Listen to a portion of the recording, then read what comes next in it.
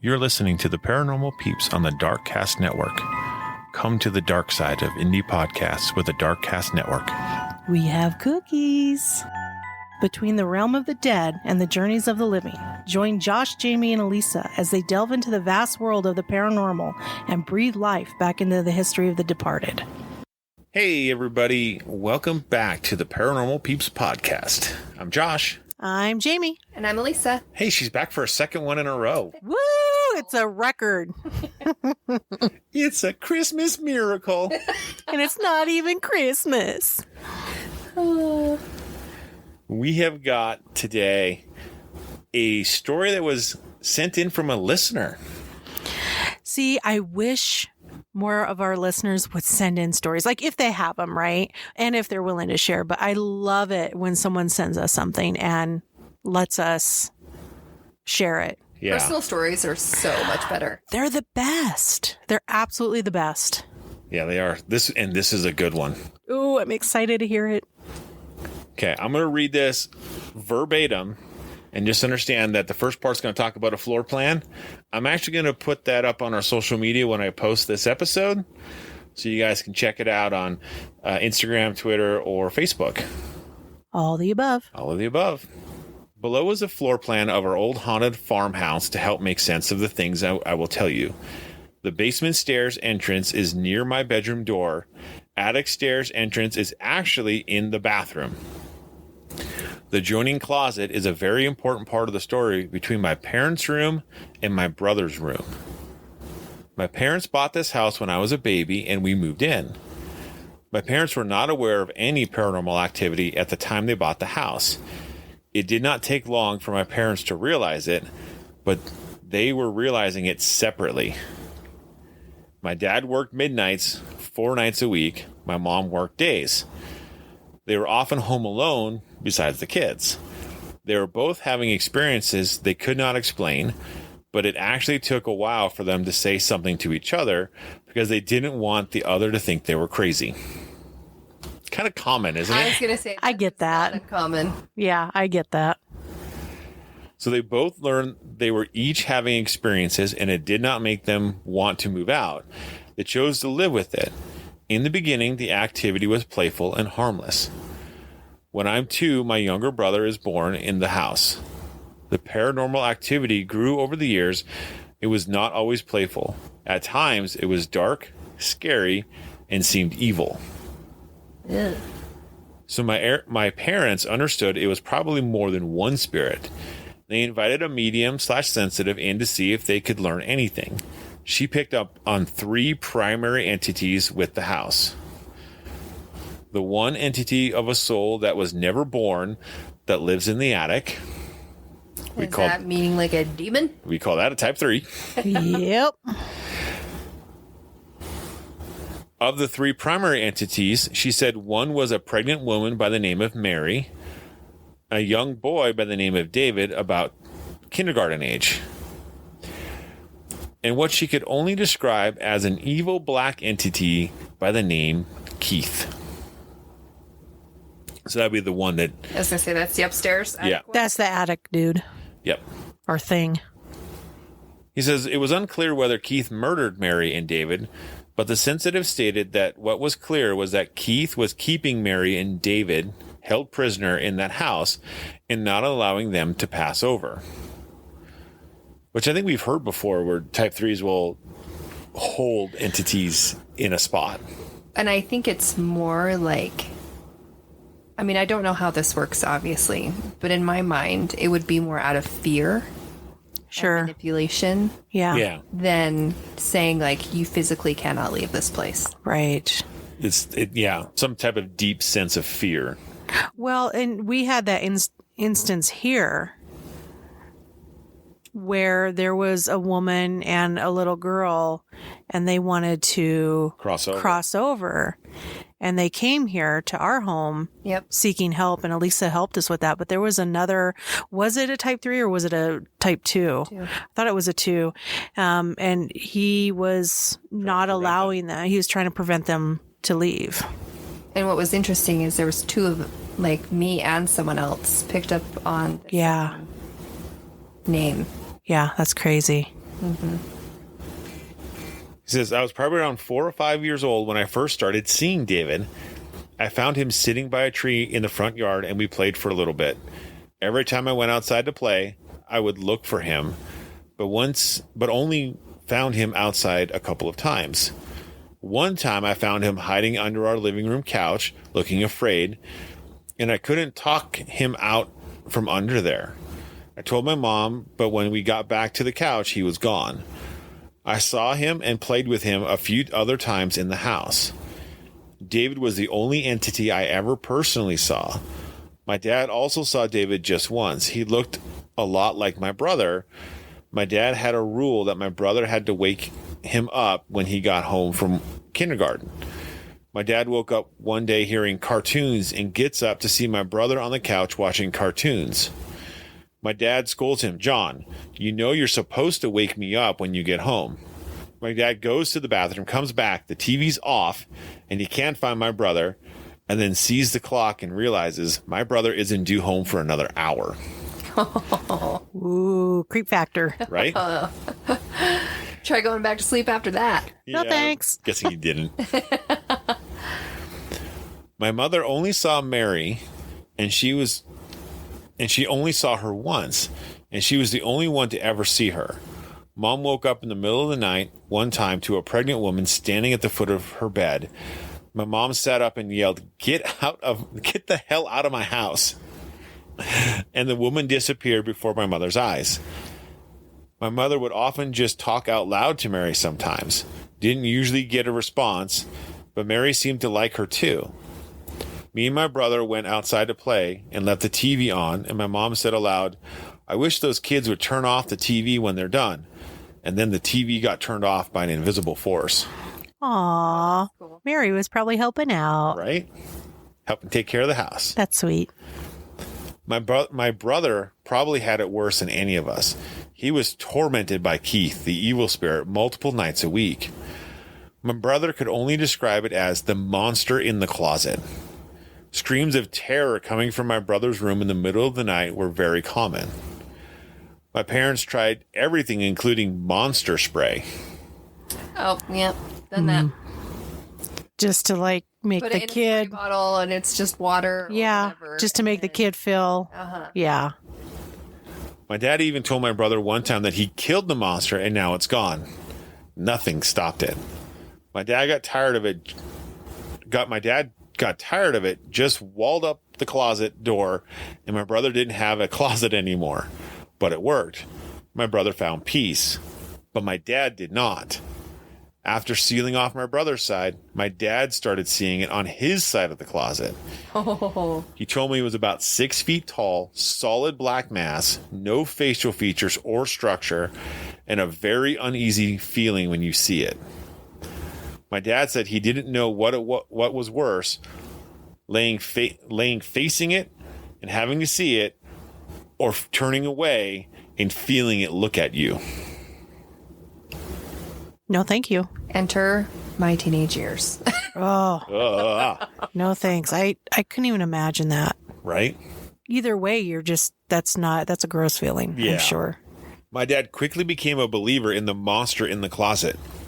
But that's not the worst my dad ever experienced. He was scared out of the house one day while home alone, and every door in the house was opening and slamming shut violently. My dad left in a hurry and went to my mom's work, parked next to her car, and slept in his car. Well, what about the kids? I was just thinking that. Where are your children? Oh, wait. If he worked nights and she worked during the day. So the kids were at school. At work. The kids are at school. Yeah. He needs to go to sleep. There you go. That would be so freaky. The door thing I can attest is scary. Although I didn't see the doors opening and slamming, but I heard them and felt them downstairs. When my mom got off, she asked him what he's doing. He explained to her what happened and said he's not going back home alone. Mary was a very playful prankster. Mary loved guests. She would play with them almost every time. We would have guests over and she would love to play with the lights and tap people on the shoulder. When she would play with the lights and guests would look scared, my mom would say, "All right, Mary, that's enough," and it would stop. My parents would hire a babysitter to watch us kids when they wanted to go out. We almost never had the same babysitter. None of them ever wanted to come back to the house a second time. Pre-warned, disclaimer, our place is haunted. Right? We'll give you more money. Here, sign this. Sign this NDA. We had a chain lock on the basement door. Neither me or my brother could reach, so my dad knew it wasn't us kids. He liked to keep it locked. He often found it unlocked. He said it was almost became a game to see how many times he would have to lock it just in a single day. Other items began moving around our place was very common as well, among footsteps and random chatter. This is a lot. It's a lot. My brother and I heard whispers coming from one of the vents one time, and we could tell what it was saying. We reported to my mom. My mom seemed unimpressed and just said, "Well, then stay away from that vent." Me and my brothers used to do that. We used to talk to each other through the vents. So that's awesome. This is the part that I lose a lot of people on, but I'm reporting it the same way my mother reported it to me. One night, after me and my brother are in bed, my dad is at work, and my mom is the only one up. This is one of the nights she just randomly was talking out loud to Mary, and she tells Mary, "Mary, I know that you and your son are being kept here against your will. I want you to do whatever you have to free yourself from this house. Just don't take anybody else with you."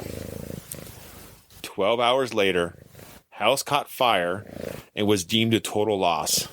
Me and my brother were at school when it started, my mom at work, and my dad home asleep. A lot of people suspected my dad in the cause of the fire, since it was reported that he was sleeping on the dining room floor. I understand that it seems weird, but it was normal for my dad. My parents had a waterbed, and my dad had a severe back injury. Sleeping on a firm surface like the floor was better on his back. He slept on the floor often, and he still has serious back problems to this day and has been on disability for years. We tore their house down and filled in the old foundation. My parents built a new house in the backyard of the old house in 1994. There was never any paranormal activity in the new house. All of the entities were gone. I really wish I knew more about Mary and David. I wish I knew more about their lives, but I don't think I ever will. I still have nightmares about that house occasionally and the evil spirit occasionally. Wow. Do whatever it takes, and so she burns the house down. Yeah. Wow. Yeah. His mom telling Mary and David to do what you have to do to get away from this house and don't take anybody with you. And then Keith is so mad, he burns the house down. Yeah. Dang. Just like when the dad sealed up his older brother's closet, Keith was mad. So then he's like, okay, fine. It could go either way. Yeah. Like, it could be that Keith got so mad that he burned the house down. Yeah. Or that was the only way for her to get out. To get away. So she's the one who did it. Yeah, to get away. To get away. It could go either way. Yeah. Yeah. Wow. I know, it's a crazy story. Man, that's intense. That is very intense. I mean, if you just get like a visual and put yourself. I feel bad for his brother the most. Oh, yeah. Yeah. Well, it sounds like he was tortured quite a bit from the dark entity, but I'm surprised they didn't believe him for all the stuff that they were dealing with in the house. Yeah. I think they believed him. I think what they were trying to do is just comfort him enough so that he would just... They didn't want to add fuel to the fire. Like, parents do. They downplay it. Yeah. Here, I'll do this, and it'll... like move the kid's room somewhere else. Like, pair him up with another kid, or... Yeah, I don't know. Have him sleep in your room if it's that scary. I mean... Yeah. I don't know. He has to see the... Tough situation, I think. There wasn't any place to go. Okay, so yeah, they were limited. It was a tiny house. Well, I'm really glad that when they built the new one, that it all stopped. Yes. Yeah.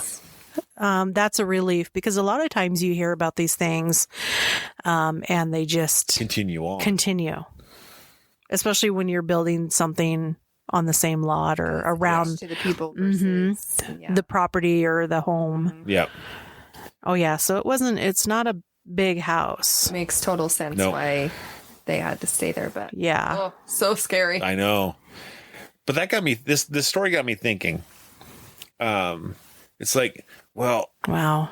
If a ghost burned down this house, what's the chances of a ghost burning down another house? Like, are there any other cases out there of spirits burning down houses? I'm sure you can find quite a few where they've started fires. And I found one.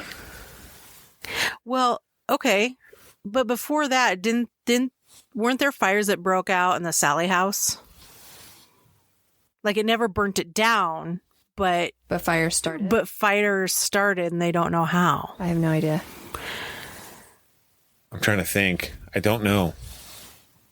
Yeah, I could be wrong, but there was one story that I had read where, in fact, I've seen multiple over the years where they claim that the paranormal has started fires in homes, like little fires that broke out. And they may not have burnt down the house, but they definitely started fires. Yep.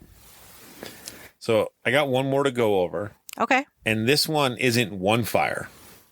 It's multiple. It's 200 fires. What? Wait, what? Yeah. Who's counting? This poor family, I guess. You got like one of those clickers. One. You know. So this one is about the Wiley Farm.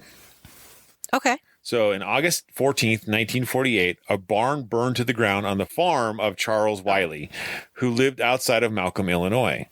Such an event would not seem to be much cause for alarm, except for the fact that the source of the fire has never truly been explained.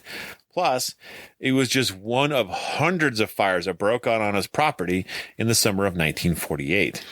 So this all happened in 1 year, like all 200 fires? In one summer.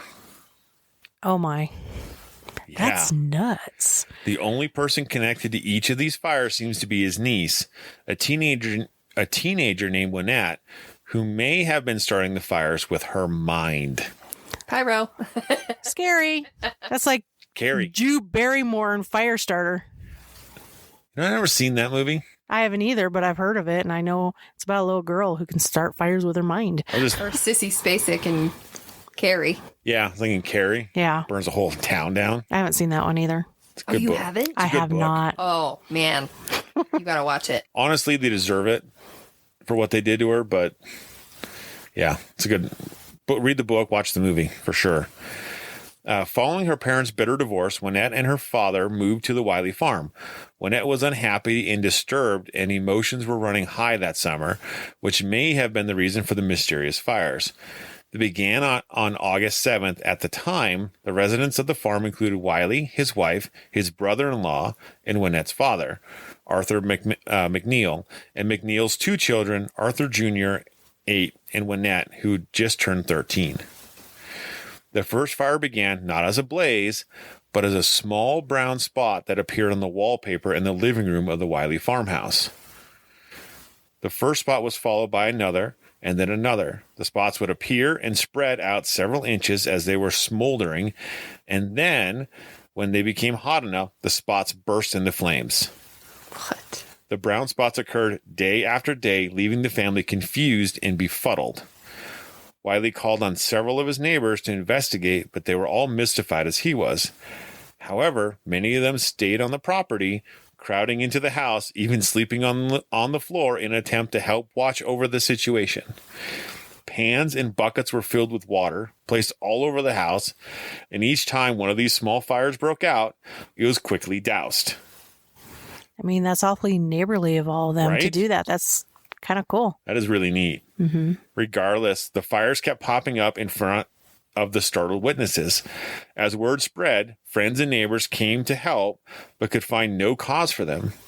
Malcolm's fire chief, Fred Wilson, was just as confused as everyone else. In the days that followed, fires also appeared outside of the house on the front porch. Curtains were ignited in several of the rooms. Oh, my word. An ironing board burst into flames. A cloth that was lying on the bed burned so hot it turned into ash, but not the bed. That's interesting. Chief Wilson had never seen anything like it before. Charles Wiley contacted his insurance company, and the investigators were just as confused.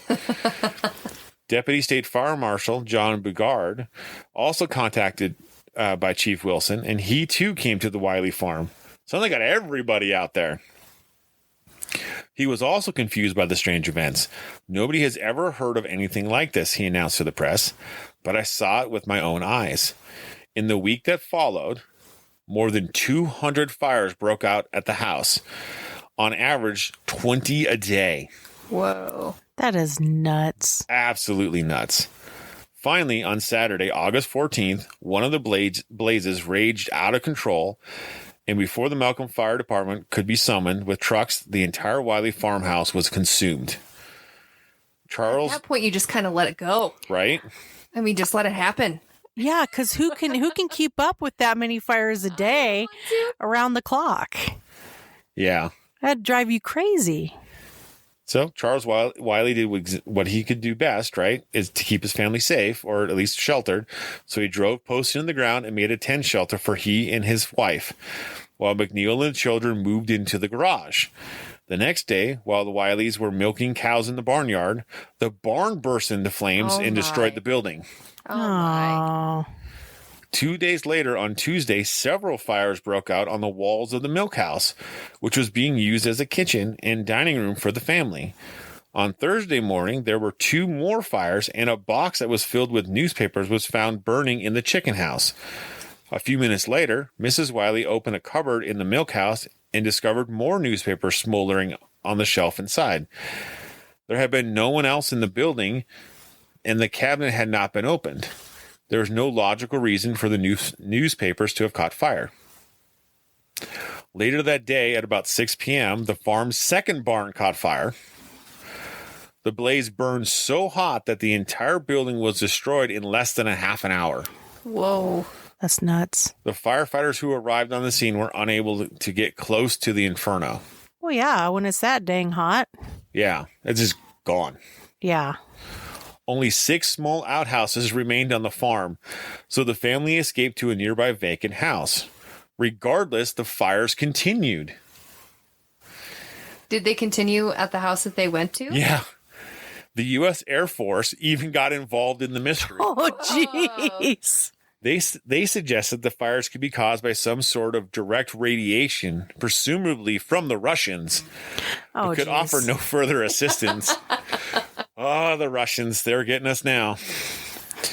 I mean, and why would you pick that house of all places? Like a farm? A farmhouse in the middle of just at random. Yeah. By the end of the following week, the farm was swarming with spectators, curiosity seekers, official and self-appointed investigators, and reporters. Over 1,000 people came to the farm on August 22nd alone. Theorists and curiosity seekers posed their own theories and explanations. They ran the gamut from fly spray, which I don't know how... What? Chemicals, flammable. Yeah, to radio waves, underground gas pockets, flying saucers, and more. Flying saucers? Yep. Laser beams. It's sharks with laser beams. It can go through cupboards. Space sharks. The authorities had a more down-to-earth explanation in mind. They suspected arson. They realized that they could not solve the riddle as to how the fires could appear before the eyes of reliable witnesses, but things were getting out of hand on the Wiley farm. An explanation needed to be discovered, and quickly. On August 30th, so we haven't even gone a month, by the way, if you figured this out. Okay, wait, what year is this? 1948. Okay. So this has all happened within the month of August so far. That's nuts. The mystery was publicly announced, solved. The arsonist, according to the officials, was one at McNeil. The slight redhead red-haired niece of Charles Wiley. They claimed that she was starting the fires with kitchen matches when no one was looking, ignoring the witness reports of fires that sprang up from nowhere, including on the ceiling. Where she couldn't even reach. Apparently, this little girl possessed some pretty amazing skills, along with an amazingly endless supply of matches. She had to have, what you figure, over 200 matches on her? Right. And she was never witnessed holding a match. After hours of intense questioning, she allegedly confessed. She stated that she was unhappy, didn't like the farm, wanted to see her mother, and most telling, she didn't have any pretty clothes. The mystery was solved. This was in spite of the fact that witnesses to the fire had seen them appear on walls, floors, furniture, all when Wynette was not even in the room. Oh, heaven. But this explanation pleased the authorities, but not all of the reporters who were present seemed convinced. Hundreds of paranormal investigators who had examined the case over the years have not been reassured either. One columnist from the Peoria newspaper, who had covered the case from the beginning, stated quite frankly that he did not believe the so-called confession. Neither did noted researcher of the unexplained Vincent Gaddis, who wrote about the case. He was convinced that the case was a perfect example of poltergeist phenomena. Phenomena. Phenomenal. So what really happened at the farm? Who knows, right? I'm going with UFO. I'm going with sharks with laser beams. I'm going with Russians. We're divided. Yes, we are divided. We'll probably never know because the story just went away after that. Wynette was taken to Chicago for examination at the Illinois Juvenile Hospital, but was found to be mentally normal. That poor thing. She's a nice little kid caught in the middle of a broken home, Dr. Sophie Schroeder reported. She was later turned over to her grandmother and spent the rest of her teenage years untroubled by mysterious brown spots that appeared, spread, and burst into flames. The insurance company paid Wiley for the damage done to his home and the farm, and the farmhouse was later rebuilt. Arthur McNeil and his son moved back with the Wileys for a time before eventually moving out of state. Fire officials abandoned the case after the confession, cleared up the mystery for them, but privately, many of those involved continued to question what really occurred at the farm. The fire chief, Fred Wilson, talked about the case for quite some time, later retired from his position convinced that something unexplained had taken place. The reporters who descended on the Wiley Farm all received closure for their stories, whether they believed the conclusion or not, and the general public was given a solution that could not have possibly been the truth. Not surprisingly, the case is still listed as unexplained today. Wow. So one thing about the brown spots, right? One thing that would obviously cause those types of things to occur would be bad electrical wiring. Of course. The house had none, had no electricity. Oh, well, rule that out. See, and I was thinking, like, when you were first talking, I was like, oh, well, it's in the middle of the summer, or, like, the peak of summer. Maybe it was the sun going through the window. Yeah, like a magnifying glass. Magnifying glass and creating these spots. Like, as the sun is moving, it's, like, doing different spots on the house. Right. But then if it's happening outside, and then it's happening at the barn, and then it's happening inside a cupboard. It makes no sense. It doesn't fit. Well, how about a piece of cloth on a bed and just the cloth? Yeah, just the cloth burns. And it turns to ash. Or, like, the ironing board, I'd be like, okay, well, if the iron's left on, but if there's no electricity, then they got nothing. Right? That's just a weird case. It's very odd. And it happened in 30 days. And a lot of people saw it. Yeah, many people saw it. Many people witnessed it. I mean, you had the fire chief, the deputy fire marshal of the area, of inspectors the state. From insurance, Air Force. The Air Force. They're all scratching their heads. Well, the Air Force gave the reasonable explanation of microwaves from Russia. I mean, back then, I'm sure some people really bought that. But why would they target some little podunk farm? I don't know. It was Maybe that was their test area. Right. Well, they did a lot of testing then. It was the government. It was the Air Force themselves. They wanted the land. I wouldn't doubt it. It's such a strange story, though. It is. I mean, it's intriguing because, I mean, you sit there and you kind of go over different scenarios in your head and you're like, no, this is why this don't work and this is why that don't work. And you're left with what? Not much. Not much. Yeah. I mean, could she have been doing it with her mind? Could she have actually been starting the fires? Here's the thing, though. When they asked her and they said she confessed to doing it. Yeah. Would she not have mentioned, I mean, would they not have questioned, like, how and why nobody in over, 200 fires started within a month, how nobody saw her when neighbors were sleeping on the floor with buckets of water all over, and so many witnesses just seen it happen just out of the blue when she was nowhere near that area? Would they not question that? And then in questioning that, would she not have said, well, I do it in my head. Would she not have said something? Or are they just sweeping that part under the rug? That's the thing. They just wanted to find an explanation, and they're going with the easiest and most vulnerable target, a little girl. Yeah. Who's unhappy because her parents got divorced, which obviously you're going to be unhappy at 13. Of course. Yeah, but are you really going to sit there with... Maybe she's a magician. Matches out of thin air and just flick it and light it up. When she's not even in the room. When she's not even in the room. See, she's a magician. That's it. I figured it out. That's got to be it. I was solved. It's probably just dark wizards. Oh my. Strange. If in doubt, blame dark wizards. Strange. It's just strange. It is very, very strange. So we just want to say thank you, everybody, for hanging out and listening to these two very interesting fire stories. Fire. And as always, stay ghosty, my peeps. Are you drawn to the dark? Do you find yourself enticed in the forbidden and ominous? Join me, Steph, as I explore all things menacing and malevolent in my podcast, Sinister Story Hour. I discuss true stories of cults and crimes, with the occasional urban legend. I also dedicate episodes to missing persons in the United States.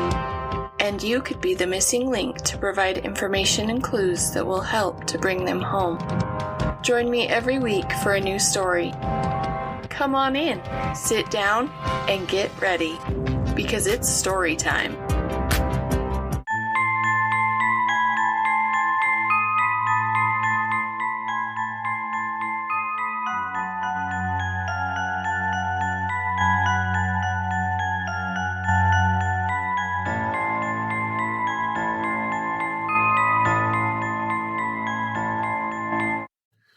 Thank you for listening to the Paranormal Peeps podcast. You can find us on social media at Twitter at CPR Paranormal, on Facebook at Paranormal Peeps Podcast and Cold Spot Paranormal Research. And you can find us on Instagram at coldspot_paranormal_research.